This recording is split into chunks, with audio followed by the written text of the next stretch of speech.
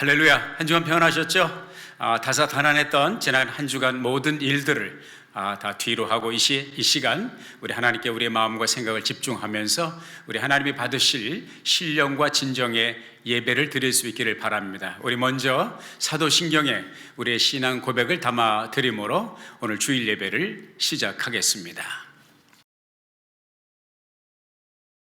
전능하사 천지를 만드신 하나님 아버지를 내가 믿사오며 그 외아들 우리 주 예수 그리스도를 믿사오니 이는 성령으로 잉태하사 동정녀 마리아에게 나시고 본디오 빌라도에게 고난을 받으사 십자가에 못 박혀 죽으시고 장사한 지 사흘 만에 죽은 자 가운데서 다시 살아나시며 하늘에 오르사 전능하신 하나님 우편에 앉아 계시다가 저로서 산자와 죽은 자를 심판하러 오시리라. 성령을 믿사오며 거룩한 공회와 성도가 서로 교통하는 것과 죄를 사하여 주시는 것과 몸이 다시 사는 것과 영원히 사는 것을 믿사옵나이다. 아멘.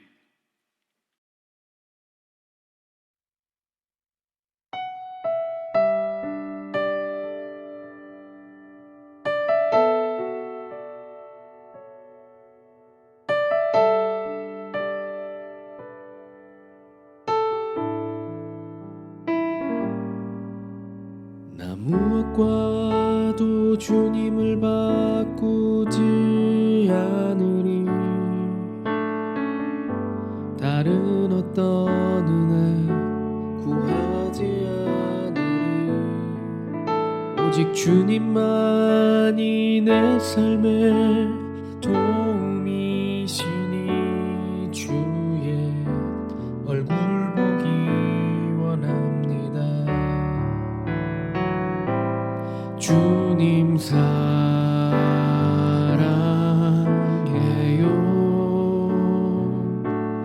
온 마음과 정성 다해 하나님의 신실한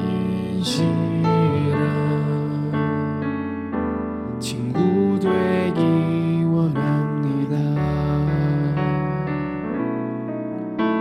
나 무엇과도 주님을 바꾸지 않으리. 다른 어떤 은혜 구하지 않으리. 오직 주님만이 내 삶의 도움이시니 주의 얼굴 보기 원합니다. 주님 사랑해요.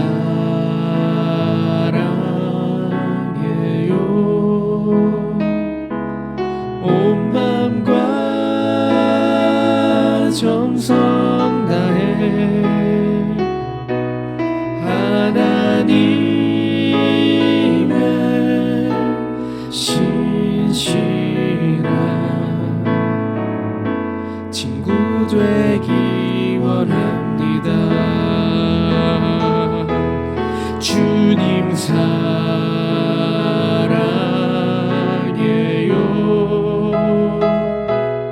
온 마음과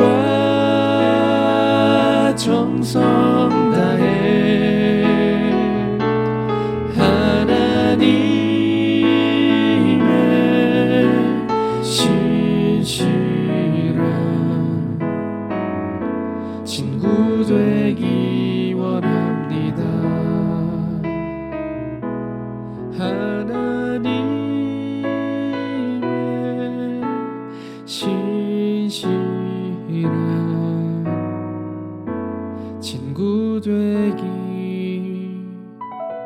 원합니다.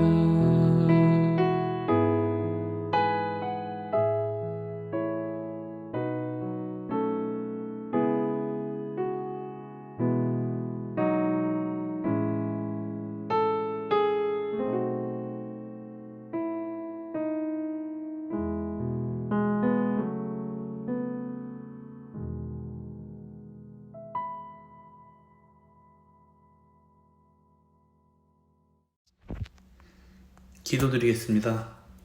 사랑과 은혜가 풍성하신 하나님 아버지, 거룩한 주님의 날, 주님의 부름을 받고 이 성전에 모였습니다. 아름다운 교회의 거룩한 제단 앞에서 기도와 예배로 모든 존귀와 영광을 주께 드립니다. 온 세계가 팬데믹으로 인하여 사망과 질병 가운데 있음에도 불구하고 항상 찬송과 찬양, 기도로서 주의 영으로 충만하게 하심에 감사드립니다.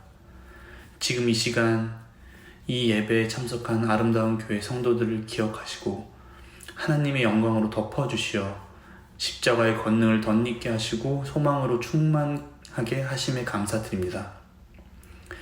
사랑의 하나님 아버지, 다음 한 주 주님의 사랑과 은혜로 승리하는 한 주 되게 하시고 말씀으로 채워지게 하시고 주님과 함께하는 귀한 시간으로 채워지게 하여 주시옵소서. 가난과 질병으로 상한 심령들을 위로하여 주시고 복음의 말씀을 통하여 하나님의 사람으로 거듭나게 하시고 하나님의 치유와 위로를 경험하게 하여 주시옵소서. 지금 진보와 보수로 나뉘어 싸우는 이 나라와 이 민족을 기억하시어 그들 자신의 들보를 보게 하시고 그들이 깨닫고 오직 국민을 위하여 헌신하는 평화의 나라가 되게 하여 주시옵소서. 교회의 위생과 안전을 위해 섬기는 손길마다 주께서 예비하신 축복을 더하여 주시오며 믿는 자의 권세가 넘치게 하여 주시옵소서. 오늘도 강단에 세우신 이봉화 목사님을 기억하시고 기름 부음을 더하여 주시고 권능과 권세의 입술로 생명의 말씀을 선포하게 하여 주시옵소서. 오늘도 모든 것에 감사드리며 예수 그리스도 이름으로 기도합니다. 아멘.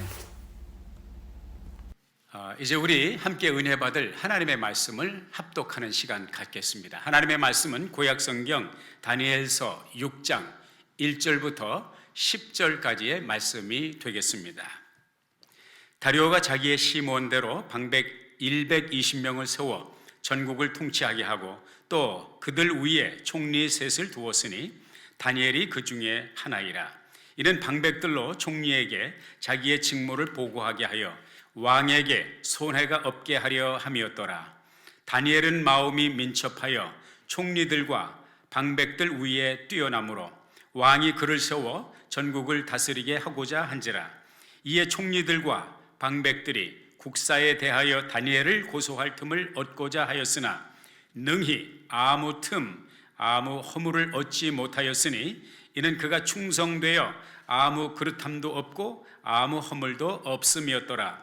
그 사람들이 가로되 이 다니엘은 하나님의 율법에 대하여 그 틈을 얻지 못하면 그를 고소할 수 없으리라 하고 이에 총리들과 방백들이 모여 왕에게 나아가서 그에게 말하되 다리오 왕이여 만세수를 하옵소서. 나라의 모든 총리와 수령과 방백과 모사와 관원이 의논하고 왕에게 한 율법을 세우며 한 금령을 정하실 것을 구하려 하였는데 왕이여 그것은 곧 이제부터 30일 동안에 누구든지 왕 외에 어느 신에게나 사람에게 무엇을 구하면 사자굴에 던져넣기로 한 것이니이다. 그런즉 왕이여 원컨대 금령을 세우시고 그 조서에 어인을 찍어서 메대와 바사에 변개치 아니하는 규례를 따라 그것을 다시 고치지 못하게 하옵소서 하매 이에 다리오 왕이 조서에 어인을 찍어 금령을 내니라. 다니엘이 이 조서에 어인이 찍힌 것을 알고도 자기 집에 돌아가서는 그 방에 예루살렘으로 향하여 열린 창에서 전에 행하던 대로 하루 3번씩 무릎을 꿇고 기도하며 그 하나님께 감사하였더라. 아멘. 우리 잠시 기도하고 말씀 나누겠습니다. 주님께서 우리들에게 말씀하시는 시간입니다. 하나님의 영으로 말씀이 증거되게 하시고 하나님의 성령의 감동으로 말씀을 받는 시간 되게 하옵소서. 예수님의 이름으로 기도했습니다. 아멘.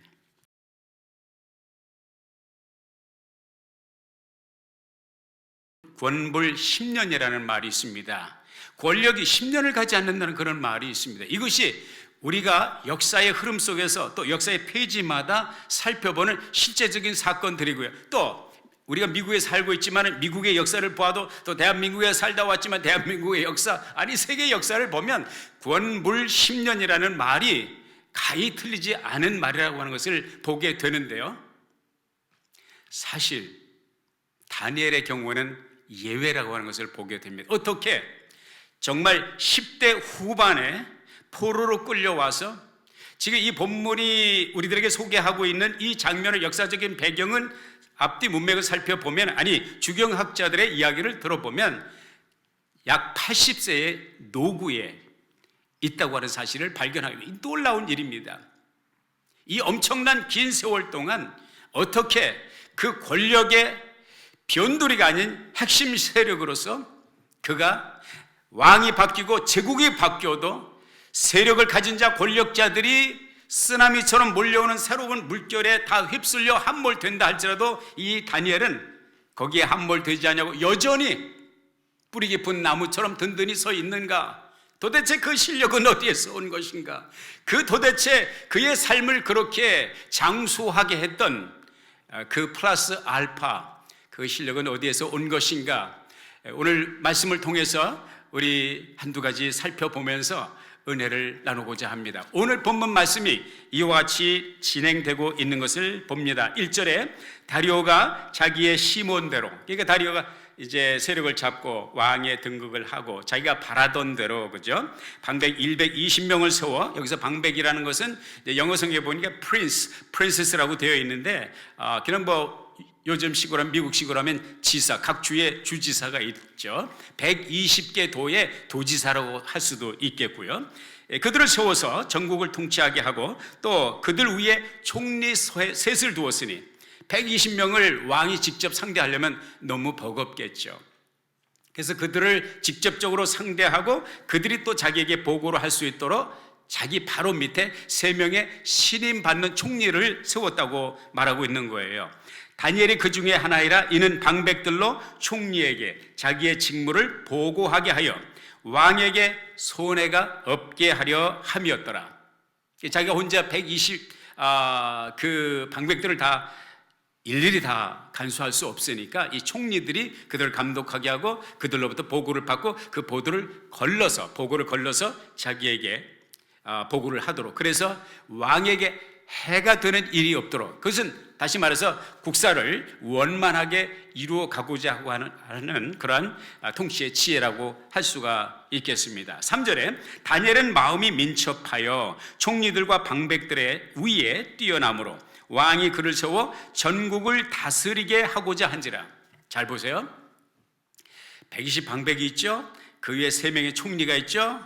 그런데 다리오의 마음은 그 3 총리 중에서 누구를 가장 신임했다는 거예요? 다니엘을 가장 신임한 것입니다.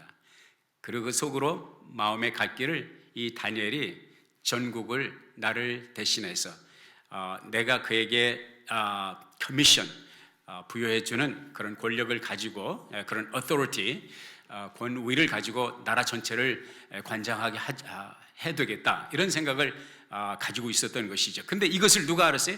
총리들이 눈치를 챘겠죠.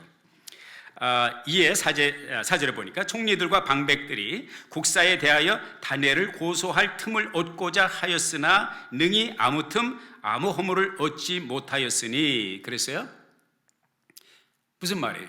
시기하고 질투가 있었다는 거죠. 이게 권력의 특징 아닙니까? 권력이라는 것은 나누어 갖지를 못하죠. 부자 간에도, 이건 뭐 부부 간에도, 뭐 우리나라 사극에도 보면, 또 세계 역사의 무대에 보면 그 사륙에 피비린내 나는 역사가, 왕권, 또 그리고 그 왕권을 밑에서 떠받쳐드는 그 세력들이 서로 세력 다툼을 하는 것을 늘 보게 되죠.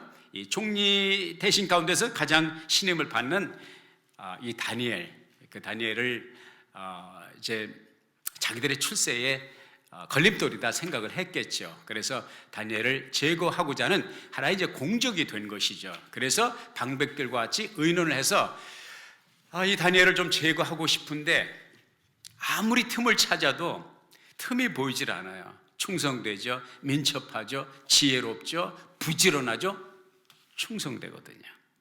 흠을 찾을 수가, 비리를 발견할 수가 없는 것입니다. 그래서 결국 그들이 생각해낸 것이 무엇입니까?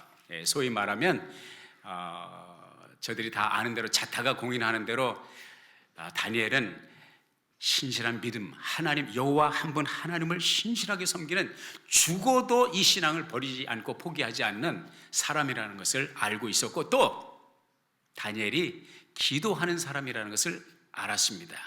그리고 그 기도를 공공연하게, 그러니까 자기의 신앙을 공공연하게 드러내놓고 표현하는 그 다니엘의 라이프 스타일을 알았기 때문에 이 종교적인 틈을 보지 않으면, 이것을 비집고 들어가지 않으면 다니엘을 제거할 수가 없다. 우리의 정적인 다니엘을 우리가 뚫고 나갈 길이 없다. 그래서 이제 몇몇 사람이 이제 모두가 아니지만 나중에 이제 그 총리들이 이제 그 왕 앞에 와서 거짓말하죠. 모든 지도자들이 다 만장일치로 가기를, 만장일치는 무슨 만장일치, 자기들이 쑥덕공론을 해서 이제 공모를 한 것이죠. 그래서 이제 우리가 본문 말씀에서 이제 이러한 공모의 현상들을 발견하게 되는데요.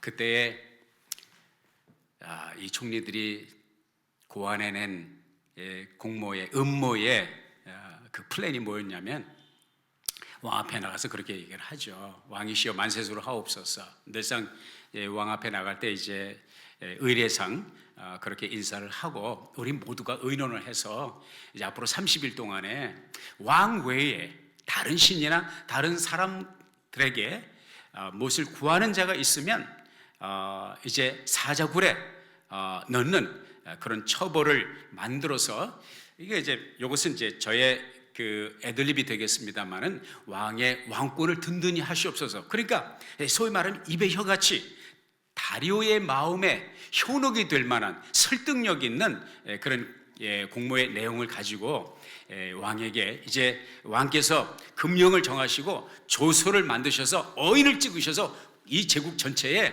120도에 알리셔서 모든 이 제국의 백성들이 왕을 높이게 하옵소서, 왕을 존경하게 하옵소서, 왕의 권위를 높이셔야 됩니다. 듣기 싫지 않잖아요, 그죠? 괜찮은 말이죠. 이들의 그 뒷배경에 있는 그 왕이 가장 신임하는 다니엘을 제거하고자 하는 이 음모가 숨어 있음을 알았는지 몰랐는지 아마 몰랐겠죠. 그러니까 어인을 찍었죠. 그리고 발표를 해버렸습니다. 발표를 한 이상은 왕도 그리고 어느 신하도 그것을 뒤로 물릴 수 없는 권위 있는 그런 어인 조서가 되었던 것이죠. 이로 말미암아 사실 다니엘은 크나큰 그의 생에 있어서 위기를 맞이하게 된 것이죠. 무엇입니까?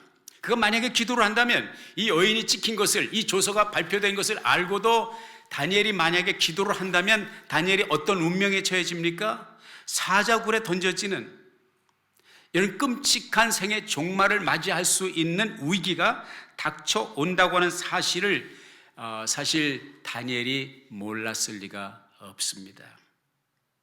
그럼에도 불구하고 다니엘은 오늘 본문 말씀에 보니까 이런 조서가 발표된 것을 알매도 불구하고 다니엘은 전에 하던 대로, 다시 말해서 지금까지 습관적으로 그렇게 했던 것처럼 예루살렘 쪽을 향하여 난 창문, 열린 창 앞에서 무릎을 꿇고 하나님께 기도하며 감사하였더라 말씀하고 있습니다.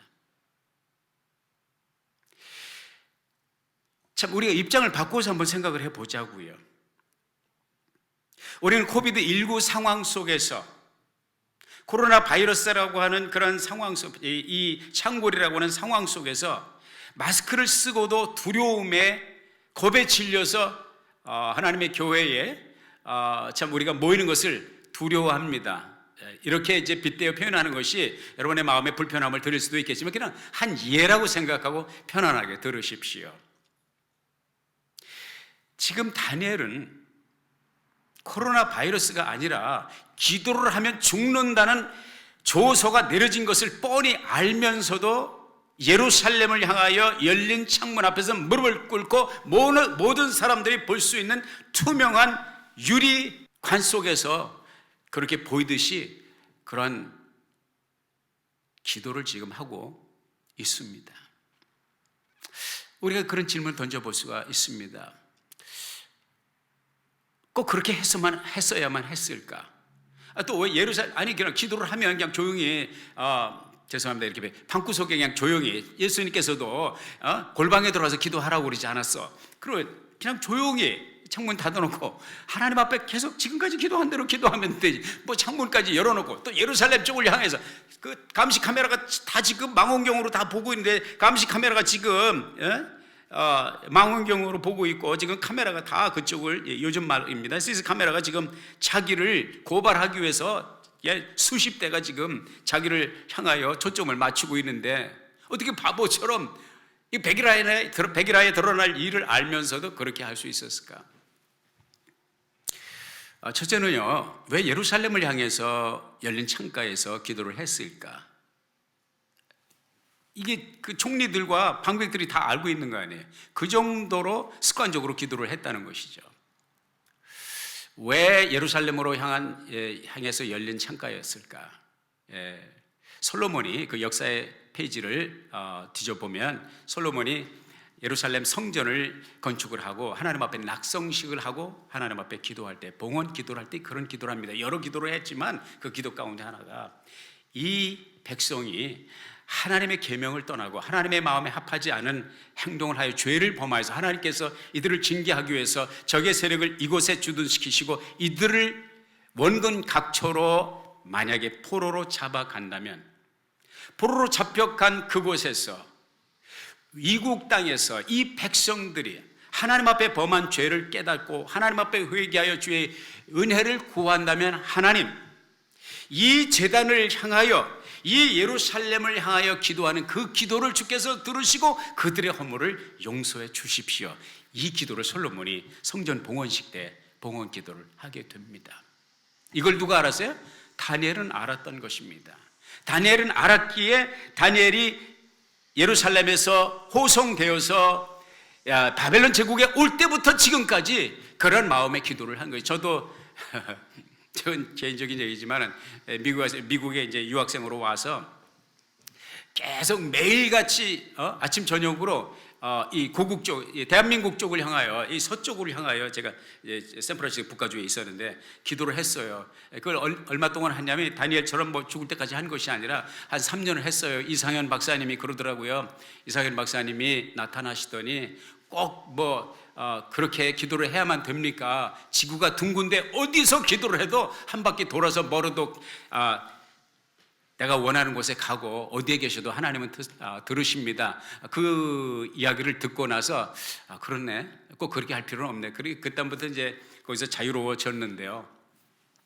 다니엘은 그렇게 솔로몬의 기도를 기억하고 예루살렘 성전을 바라보고 기도했던 것이죠.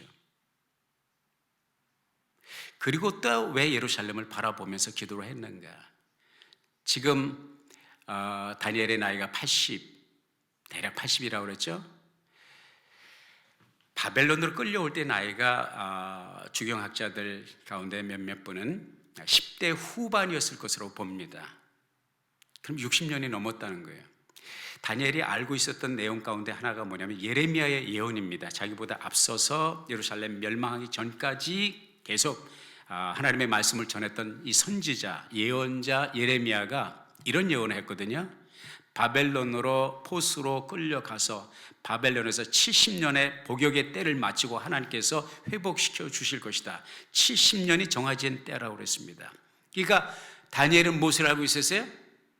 이제 포로로 끌려온 지 60여 년이 지난 지금 하나님께서 회복하실 때가 가까웠다는, 무슨 말입니까? 예루살렘으로 다시 회복하실 때, 예루살렘 성전이 다시 회복될 때, 예루살렘 성이 다시 중건될 그 시각, 하나님의 회복의 때가 가까웠다는 것을 알고 다니엘은 예루살렘을 향하여 기도하지 않을 수가 없었던 것이죠. 그래도 한 가지 여기서 보게 되는 것은요, 아까 읽은 말씀처럼 하나님 앞에 기도하며 감사하였더라. 도대체 뭐가 그렇게 감사할 일이 있습니까? 지금 이 상황이 감사할 상황이냐고요. 지금 다니엘이 처해져 있는, 지금 잠시 이후의 일을 알 수 없는 백척간두에서 한치 앞을 내다볼 수 없는 죽음과 삶의 그 벼랑에 서 있는 자신의 운명을 모를 리가 없는 민첩한 다니엘이 무엇이 그렇게 감사해서 하나님 앞에 감사를 올렸을까요? 그것은 바로 다니엘이 지난 세월을 돌아보면서 주마등처럼 스쳐가는 많은 고난과 시련과 환난과 시험과 역경 속에서 하나님이 자기를 지켜주시고 오늘날까지 보호하신 은혜를 생각하지 않을 수가 없었던 것이죠. 이 다니엘의 삶을 보면은 시련과 역경과 연단과 환난과 시험, 이렇게 그냥 표현 질 수 있어요. 그러나 그런 속에서도 다니엘이 하나님 앞에 감사할 수 있었던 것은 이런 파란만장한 삶 속에서도 파란만장한 삶 그 자체를 보는 것이 아니라 하나님 앞에 원망하자면 원망거리가 부지기수일 그 삶을 어떤 각도에서 보았느냐, 감사할 제목을 찾았다는 것이죠. 데살로니가전서 5장 18절에 보면 범사에 감사하라. 그리스도 예수 안에서 너희를 향하신 하나님의 뜻인지라. In everything give thanks, for this is the will of God in Christ Jesus concerning you. 우리 하나님 앞에 감사할 수 있는 것은 이 계절을 맞이하여서 추수감사이기 때문에 감사가 아니라, 이 계절이 11월이 아니라도 1년 12달 하나님 앞에 감사할 수 있는 것은 우리가 다니엘과 같이 우리의 삶이 녹록하지 않지만, 파란이 있지만, 경랑이 있지만, 혼돈이 있지만, 다니엘의 시각을 가지고 다니엘의 믿음을 가지고 감사할 제목을 추적한다면 우리는 원망 불평이 아니라 감사할 제목이 부지기수인 것이죠. 우리가 아는 대로 다니엘서 1장에 보면은 첫 번째 시험이 뭡니까? 느부갓네살 왕 앞에 모셔 서기 위해서 트레이닝을 받을 때, 훈련을 받을 때 음식의 문제 때문에 우상에게 제물로 바쳐진 그 음식을 먹으라고 하는 그 요구 앞에서 목숨을 걸고 그것을 거부했던 다니엘, 그리고 세 친구들, 그 시험을 아시죠? 그것도 참 위기 아닙니까? 다니엘서 2장에 보면 다니엘이 또 다른 위기를 맞이해요. 그건 뭐냐면 남의 꾼 꿈 때문에. 누구의 꿈이에요? 느부갓네살이 꿈을 꾸지 않습니까? 그 꿈을 꾸면서 그 꿈을 해석하라는 거예요. 아니 그 꿈이 무슨 꿈인지 말도 안 하고 해석하라는 거예요. 해석하지 못하면 니들 모두 다 죽인다. 그 중에 이제 다니엘, 그리고 다니엘 세 친구들 포함이 되어 있죠. 이 위기 속에서 다니엘이 믿음을 가지고 이렇게 선포합니다. 저에게 기한을 주십시오. 그 꿈을 해석해 드리라. 아니 무슨 꿈을 꿨는지 얘기도 안 하는데 그 꿈을 해석해 드린다. 이건 보통 믿음이 아닙니다. 그리고 급히 돌아가서 자기 세 친구들에게 기도하라. 중보 기도를 요청을 하죠. 그리고 때가 되었을 때에 그 기한 안에 모든 사람이 죽을 수밖에 없는 그런 상황 속에서 하나님께서 주신 계시의 내용을 가지고 꿈을 해석하는 그 유명한 다니엘이 꾸었던 그 신상, 세계 역사를 종말까지 이야기하는 그 놀라운 꿈을 해석을 해주지 않습니까? 다니엘서 3장에 보면 다니엘이 또 꿈을 꿔요. 큰 나무가 막 하늘 끝까지 닿는 그 꿈. 그게 이제 무슨 꿈이냐면 교만한 느부갓네살을 하나님께서 치리하시고 겸손하게 만드시기 위해서 7년 동안 정신병자로 헤매고 돌아다닐 것을 하나님께서 가르쳐 주신 것. 이 꿈을 누가 해석해요? 다니엘이 해석합니다. 이 꿈 잘못 해석하면 죽을 수도 있잖아요. 당신은 하나님께서 겸손하게 하시기 위해서, 당신이 교만하기 때문에 하나님께서 7년 동안 정신병자로 헤매고 다닐 겁니다. 이런 담대한 얘기죠. 이거 뭐 죽음을 각오하고 한 얘기죠. 그 꿈대로 되잖아요. 놀라운 역사. 이것도 위기죠. 다니엘서 4장에 우리가 아는 대로 다니엘의 세 친구 사드락 메삭 아벳느고가 금신상 앞에 절하지 않으면 풀무불 속에 집어넣는다 했을 때도 그 친구들이 신앙의 절개를 지키고 불 속에 들어와도 하나님이 우리를 건져주실 것이요, 건져주시지 않아도 우리는 이 신상 앞에, 이 우상 앞에 절할 수가 없습니다. 이 대단한 유유상종이야. 그 다니엘의 그 세 친구, 그것도 사실 다니엘에게 위기였죠. 왜? 자기들의 절친 아니었습니까? 이러한 많은 위기들을 겪게 되고, 그가 이제 본문에 당도하기 전에 마지막 있었던 사건인 벨사살이 죽는 사건, 바벨론 제국이 무너지고 망하는 사건, 벨사살 왕이 1천 귀인들을 초청해다가 술 파티를 했을 때 그 술을 어디에다 따랐어요?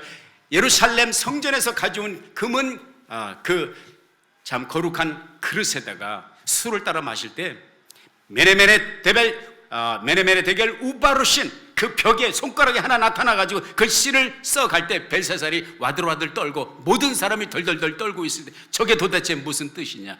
보도 듣도 못한 저 글이 뭐냐? 누가 해석을 해요? 다니엘이 해석을 하잖아요. 그리고 어떻게 해석을 합니까?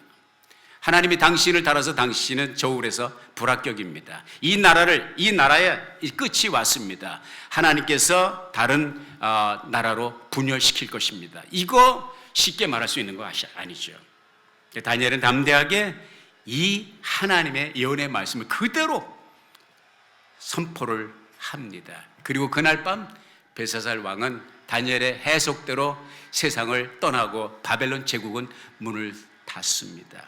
이러한 지금까지의 역사를 볼 때에 다니엘은 정말 백척간두에 클리프 행어처럼 벼랑에 매달려 있는 것처럼 삶과 죽음을 넘나드는 파란만장한 삶을 살아왔는데, 지금까지 자기를 지켜준 하나님의 역사를 생각할 때 죽음이 내 앞에 있다 할지라도 지금 나를 조소하고 나를 시기 질투하는 저 총리들과 방백들이 나를 죽이고자 음모를 꾸미고 있음에도 불구하고 그 담대한 믿음으로 하나님 앞에 기도하였고 뿐만 아니라 감사를 올릴 수가 있었던 것입니다. 하나님 감사합니다. 감사합니다. 감사는 세상 사람들이 말하는 대로 형통할 때만 감사한 것이 아니라 어려울 때도, 힘들고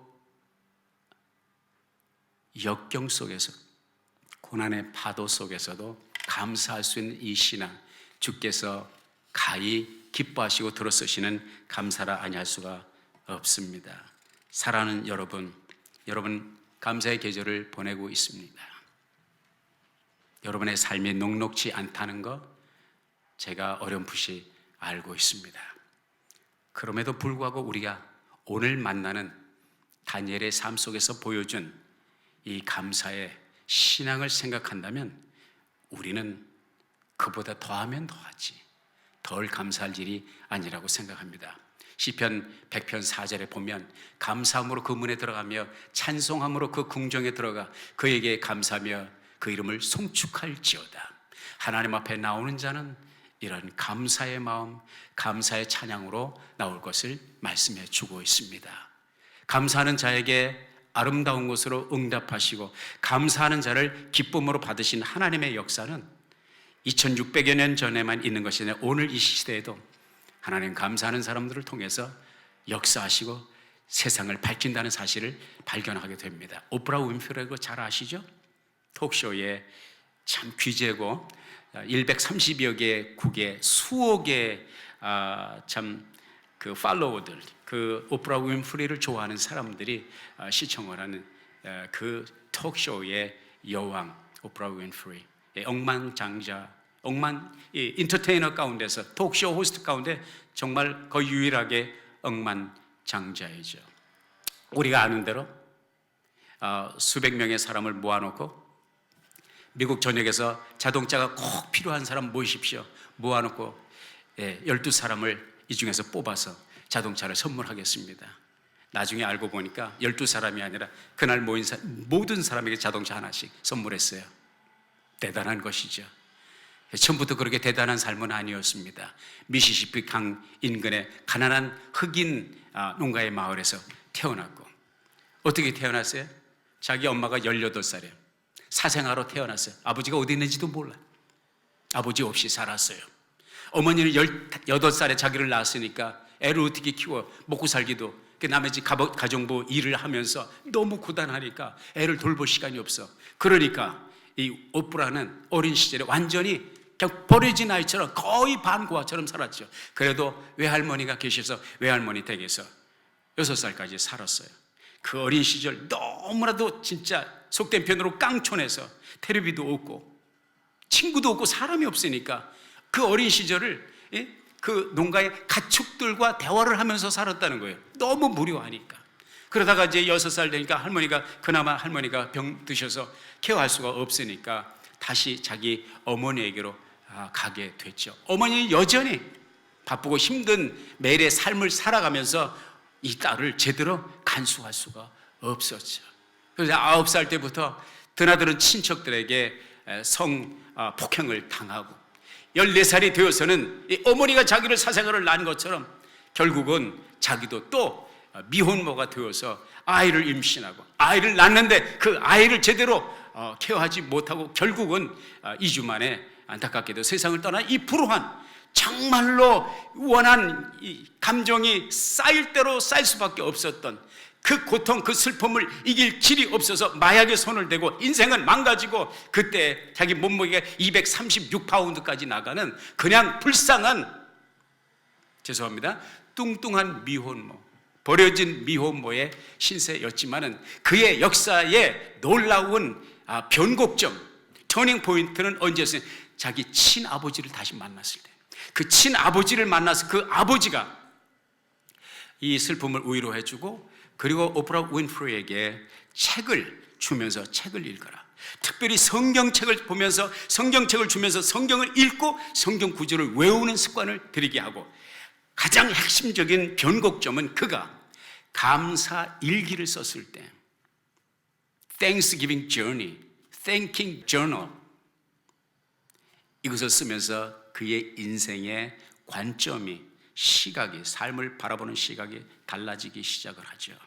그리고 그의 인생은 놀라운 변화를 보게 됩니다. 세계적인, 정말로 수많은 팔로우들에게 영향을 미치는 이 시대에 정말 기레성 같은 큰 그릇 가운데 하나로 쓰임을 받고 있다는 사실을 발견하게 됩니다. 사랑하는 여러분, 어렵고 힘든 이 세월, 우리가 원망 불평하자면 끝없이 이어갈 원망 불평의 제목들이 있겠지만, 다니엘의 심정을 가지고 오프라 윈프리가 발견한 것처럼 감사의 일기를 쓰고 감사의 노래를 부르며 감사의 시를 쓸 수 있다면, 우리의 삶에, 저와 여러분의 삶에도 이러한 놀라운 하나님의 역사의 터닝 포인트, 아니 오늘 본문에서 만나는 다니엘이 그 위기 속에서도 하나님께 감사할 때 하나님께서 그의 삶을 어떻게 변화시켜 주십니까?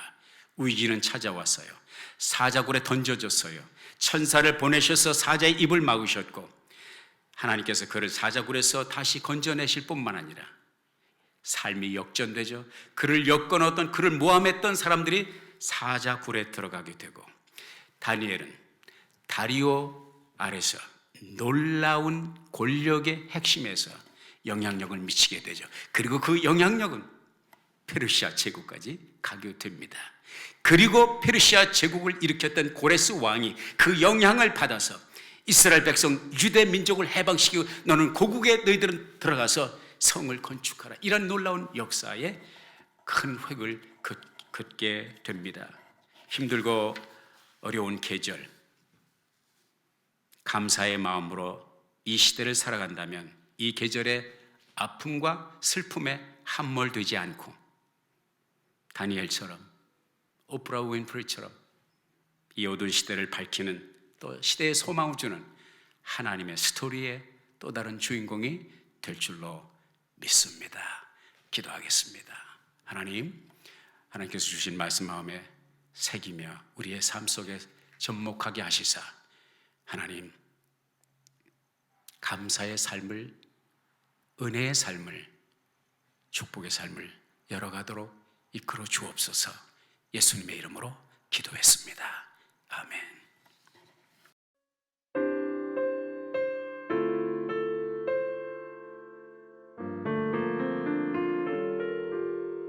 나 이제 주님의 새 생명 얻은 몸, 옛것은 지나고 새 사람이로다. 그 생명 내 맘에 강같이 흐르고, 그 사랑 내게서 해같이 빛난다. 영생을 맛보며 주 안에 살리라. 오늘도 내일도 주 함께 살리라.